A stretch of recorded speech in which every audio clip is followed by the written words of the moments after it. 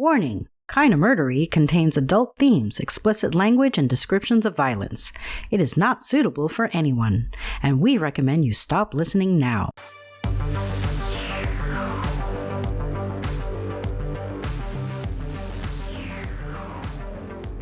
True crime with a dash of the paranormal, the garish, the strange, and the darkly comic. A podcast that's about more than just murder. It's my very own pocket dimension, home to a curated collection of bizarre and compelling stories. The unsolved, the unsettling, and the unbelievable. I cover it all, just so long as it's kinda murdery. Hey everybody, I'm so happy you decided to be here. Your time is valuable, and the fact that you want to share it with me warms my heart. I am Zevin Odelberg, and this is the Kinda Murdery podcast, and you have found your way to Part 4, the final part, the conclusion of the Austin, Texas yogurt shop murders. But I did say Part 4, so if you haven't heard Parts 1 through 3 yet, go back and listen to them. I'll save you a seat, I'll even keep it warm for you, but if you're all caught up, I say, let's dive right into this. So here we go. Part 4. The conclusion of Kinda Murderies, the Austin, Texas yogurt shop murders, starts now.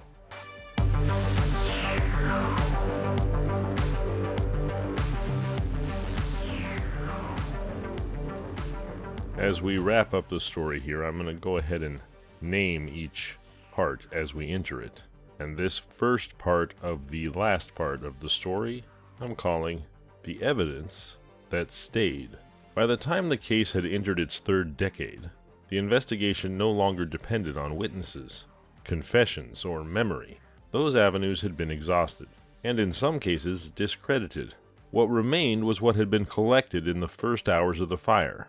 Items sealed, labeled, and stored with the expectation that they might matter later, even if they could not be fully understood at the time.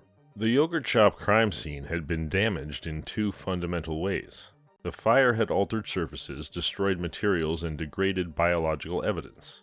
The water used to extinguish that fire had done its own kind of damage, spreading contaminants, diluting trace material, and shifting objects from their original positions.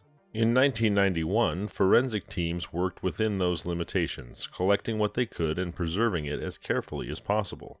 They did not yet have the tools to extract full value from everything they gathered. What they did have was discipline. Every item that survived the initial processing was cataloged. Swabs were taken from areas where biological material might still exist, even if it was not visible. Fragments of fabric used for binding were collected and separated. Bullets recovered during autopsies were preserved and logged.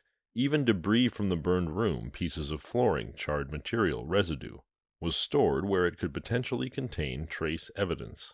For years those items sat in storage. They were not forgotten, but they were not actively producing answers. The DNA testing available in the early 1990s required larger, cleaner samples than the yogurt shop scene could reliably provide. The fire had broken down much of the biological material, and what remained was often too degraded to generate a complete profile. Investigators could test, but the results were limited. Partial readings, inconclusive comparisons, fragments that did not match anyone in available databases. That changed gradually. By the late 2000s and into the 2010s, forensic science had advanced in ways that directly addressed the kind of evidence preserved from the yogurt shop. Techniques for extracting DNA from degraded samples improved. Analysts were able to work with smaller quantities of biological material and reconstruct profiles from fragments that would have previously been unusable. The case file did not change, but the tools used to read it did. When investigators returned to the evidence, they approached it with a narrower focus. They were no longer looking for a full, clean profile that could immediately identify a suspect. They were looking for anything that could survive the conditions of the scene, anything that could be amplified, stabilized, and compared. From that process, a profile began to emerge. It was not complete. The DNA recovered from the yogurt shop evidence was partial, meaning it did not contain enough markers to identify a specific individual with certainty on its own, but it contained enough information to serve two critical functions. It could be compared against known samples, and it could exclude individuals that did not match. The same type of analysis that had excluded Michael Scott, Robert Springsteen, Maurice Pierce, and Forrest Wellborn years earlier could now be applied with greater sensitivity. Investigators could confirm, with more confidence than before, that those men were not contributors to the biological material recovered from the scene. But exclusion was only half the equation. The other half required a match. The DNA profile was entered into national databases. Those systems had grown significantly since the 1990s. More offenders were included, more jurisdictions participated. The likelihood of a match, statistically, was higher than it had ever been. At first, there was no result. The profile existed in the system, waiting to align with something already present or something that might be added in the future. Investigators understood that this process could take time. DNA databases did not solve cases on demand. They resolved them when two pieces of information, collected years apart, often in different states, happened to intersect. While the DNA sat in the system, detectives continued reviewing the rest of the preserved evidence in parallel. The ballistic findings had not changed. The use of a .380 caliber pistol and a .22 caliber revolver remained one of the most stable elements of the case. Those details were revisited not because they had been questioned, but because they could now be considered alongside a growing body of forensic information from other jurisdictions. Firearm usage patterns, ammunition types, and casing characteristics could be compared more broadly than they had been in 1991. The same applied to the arson findings. The fire had been deliberate. That conclusion never shifted. What changed over time was the ability to contextualize that behavior within a larger set of cases. Investigators could now examine whether similar sequences, control execution-style killings followed by arson, had occurred elsewhere and whether any of those cases had produced usable forensic evidence. The yogurt shop case, once isolated, began to be viewed as part of a larger landscape, not because a connection had been established, but because for the first time it was possible. What had stayed consistent across all those years was the evidence itself. It had not improved, it had not expanded. But it endured. And because it endured, it remained capable of answering a question that had outlasted every other part of the investigation: the profile and the name. When the preserved evidence was reintroduced into modern forensic testing, investigators were not expecting a complete answer. The condition of the material made that unlikely. What they were looking for was something narrower. Any profile that could be stabilized enough to compare across systems that did not exist when the crime was committed. The DNA recovered from the yogurt shop evidence produced exactly that. It was not a full profile. It did not contain enough markers to identify a person on its own, but it was consistent, reproducible, and specific enough to be entered into national databases and compared against known offenders. That alone marked a shift from the earlier years of the investigation, when testing had produced results too incomplete to be useful beyond exclusion. The profile was uploaded. At first, nothing happened. There was no immediate hit, no direct match to an individual already in the system. That outcome was not unexpected. Even with expanded databases, a profile can remain unmatched if the person it belongs to has never been entered, or if available DNA is only partial. Investigators expanded their approach. Instead of waiting for a direct match, they began looking for partial alignments, profiles that shared enough markers to suggest a possible connection, even if they did not meet the threshold for identification. This type of comparison carried limitations. It could not establish certainty, but it could generate direction. From that process, a name surfaced: Robert Eugene Brashers. The connection was not absolute. The DNA from the yogurt shop did not produce a full match to Brashers. What it produced was a partial correspondence, enough shared markers to justify further investigation, but not enough to stand alone as proof. What made the name significant was not just the DNA. By the time the comparison was made, Brashers had already been linked through full DNA matches to multiple violent crimes across the South. Investigators in other jurisdictions had connected him to rapes and homicides committed in the early 1990s. Those cases had their own evidence, their own timelines, and their own forensic confirmations. The yogurt shop profile did not exist in isolation anymore. It existed alongside a known offender with a history of violence, mobility across state lines, and confirmed biological evidence tying him to other crimes. investigators began building around that intersection. They established that Brashers had been alive and active in 1991. They examined his movements during that period as closely as records would allow. One detail stood out quickly.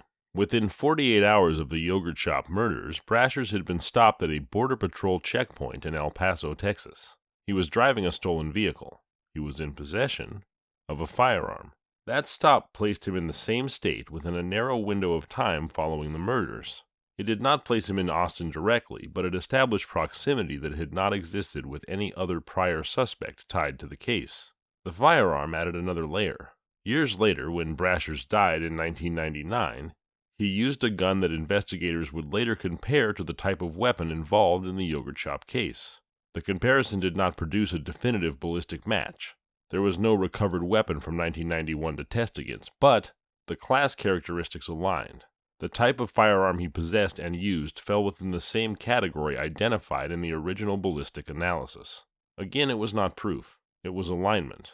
As investigators layered the information, partial DNA correspondence, geographic proximity, firearm consistency, and a pattern of confirmed violent offenses, the case began to take a shape it had not held before. For decades, the yogurt shop murders had existed without a suspect who could be connected both behaviorally and forensically. Previous theories had relied on statements, on proximity, or on speculation and motive. None had been supported by physical evidence that survived scrutiny.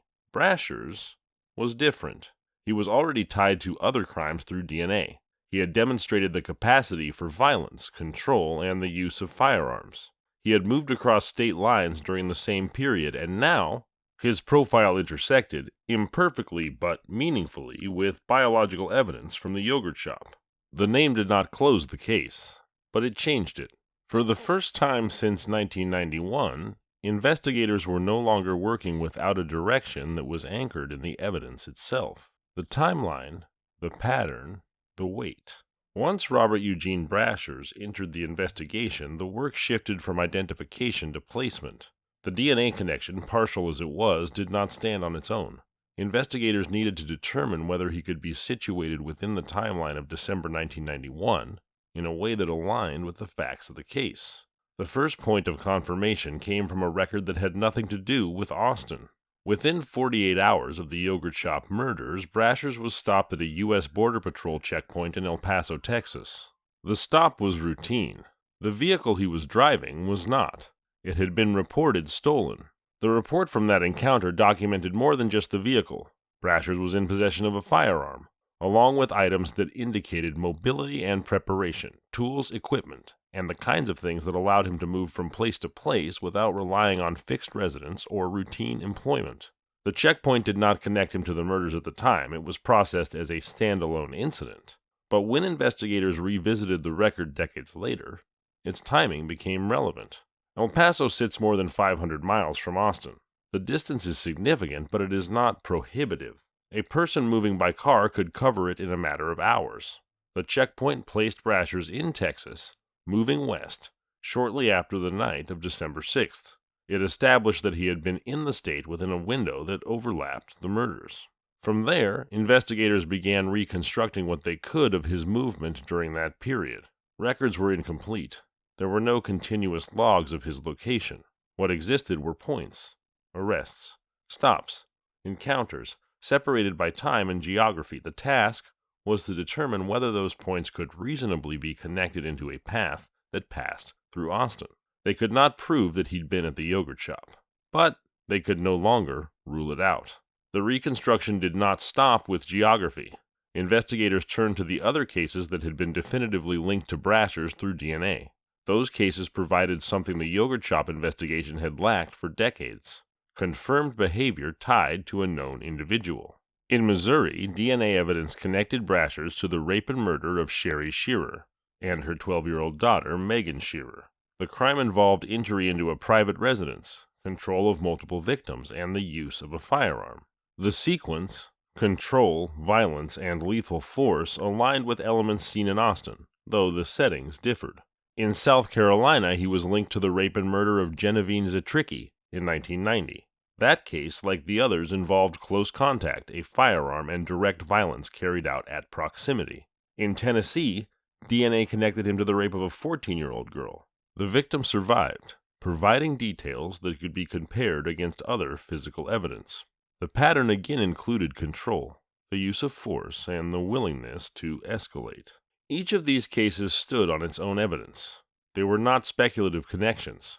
They were established through DNA linking Brasher's directly to the crimes.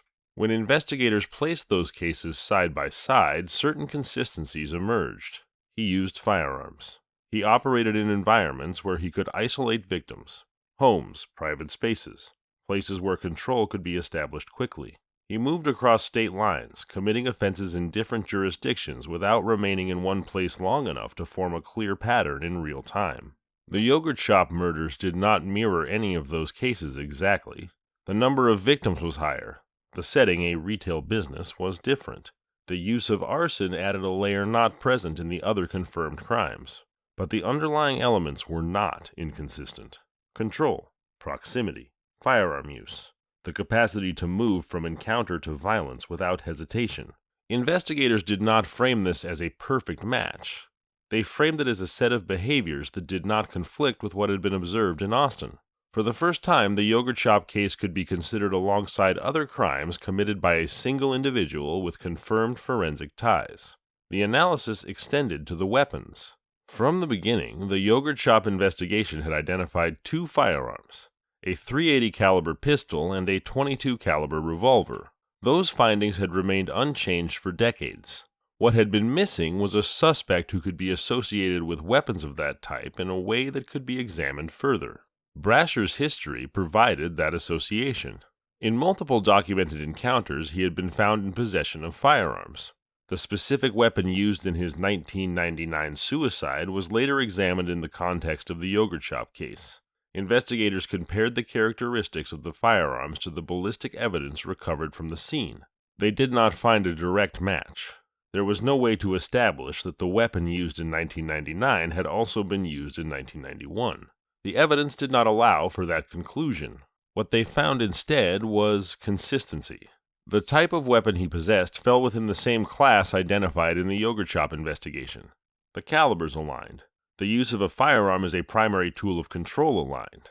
The presence of multiple weapons in his possession at different points in his life aligned with the possibility, raised in the original investigation, that more than one gun had been used in the shop. Again, it was not proof. It was alignment.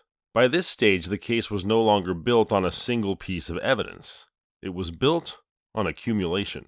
The partial DNA profile did not identify Brasher's outright, but it intersected with him in a way that justified further investigation.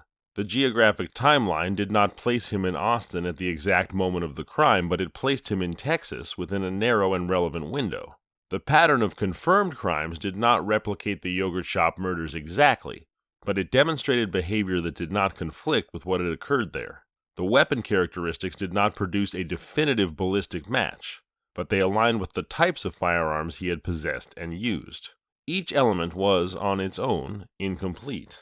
Together, they formed a structure that had not existed before. For decades, the yogurt shop murders had resisted any kind of structure. The case had moved through phases: initial investigation, false lead, confessions, convictions, reversals, without ever producing a suspect who could be supported across multiple forms of evidence. Brasher's changed that. He was not introduced through a statement. He was not introduced through proximity alone. He entered the case through the evidence itself and was reinforced by every additional layer investigators were able to examine. The result was not a single moment of confirmation. It was an ever-increasing pressure, a gradual narrowing, a point at which the number of plausible explanations for the crime began to shrink, and one name remained consistently aligned with the facts that had endured since 1991. The announcement, the limits, the end. By September 2025, we're talking just 6 months ago, folks, 34 years since the crime, but by September 2025, the case that had moved in cycles for more than 3 decades returned to public view with a different kind of statement. There was no arrest. There was no defendant. There was no courtroom waiting to receive the evidence. Instead, there was a press conference. Officials from the Austin Police Department stood before cameras and outlined what the investigation had produced after years of renewed forensic work. The language was measured. It had to be. The standard being addressed was not the same as the one required in a courtroom, but it was still bound by evidence. They named Robert Eugene Brashers. They did not present him as a man who had been charged. They did not present him as someone who would stand trial. They described him as a primary suspect, supported by a combination of forensic analysis, investigative reconstruction, and corroborating information drawn from cases in other jurisdictions. The statement rested on several points. A partial DNA profile recovered from the yogurt shop evidence showed correspondence with Brashers. The profile was not complete, but it was consistent enough to justify inclusion in further investigation. That profile did not match any of the men who had previously been charged and convicted in the case. Brashers had been placed in Texas within 48 hours of the murders, stopped at a border checkpoint in El Paso while driving a stolen vehicle and carrying a firearm. He had been linked through DNA to multiple violent crimes committed in the early 1990s across the South. Each of those points existed independently. Together, they formed the basis of the announcement. Investigators did not describe the conclusion as definitive in the way a conviction would be. They described it as the strongest alignment of evidence the case had produced since 1991. For the city of Austin, the announcements reopened a story that had never fully closed. The names of the 4 victims, Jennifer Harbison, Sarah Harbison, Eliza Thomas, and Amy Ayers, were spoken again in the context of a development that had not existed when the case first dominated headlines. For the families, it felt as though the information arrived almost in some kind of horrible vacuum. There was no trial date, no jury selection, no sequence of testimony that would unfold in a courtroom. The announcement provided direction. It did not provide legal resolution, and that distinction defined the final phase of the case. Under the standards required for prosecution, the evidence did not meet the threshold necessary to bring charges. The DNA profile was partial. It could not on its own identify Brashers with the level of certainty required for a criminal conviction. There was no confession. There was no eyewitness placing him inside the yogurt shop.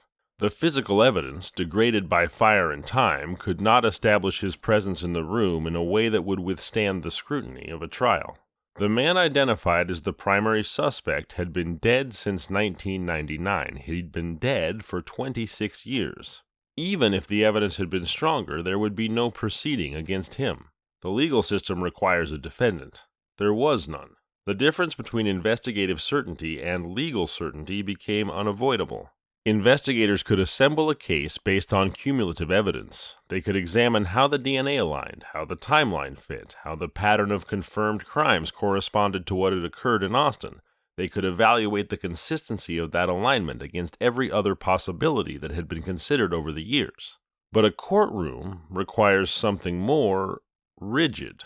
It requires evidence that can be presented, challenged, and proven beyond a reasonable doubt before a jury.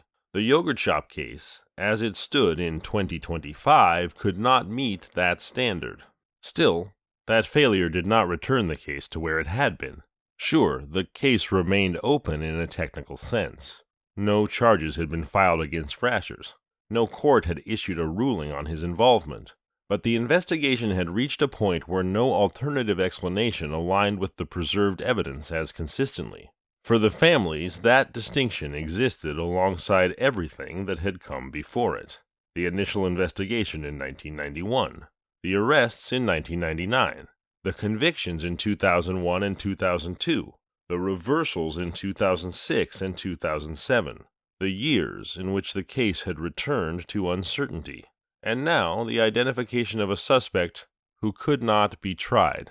The process had not moved in a straight line. It had advanced, collapsed, and advanced again under different standards of evidence. Each phase had carried its own version of certainty, some of which could not, hold. The yogurt shop itself no longer bore any visible connection to the events of December 6, 1991.